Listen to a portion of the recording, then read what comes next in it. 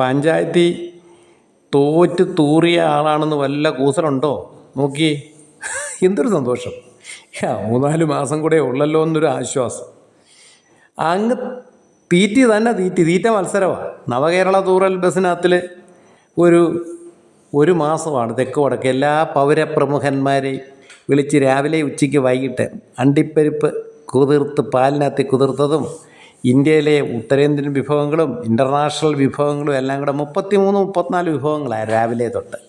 ചിലർക്കൊക്കെ അസുഖം തൂറ്റൽ പിടിച്ച് പല മന്ത്രിമാരെ ആശുപത്രിയിലായിരുന്നു. നാട്ടുകാരുടെ പണമില്ലേ, വെച്ച് കത്തിക്കാമല്ലോ. ഇതാ 35 ലക്ഷത്തിൻ്റെ പരിപാടിയാണ്.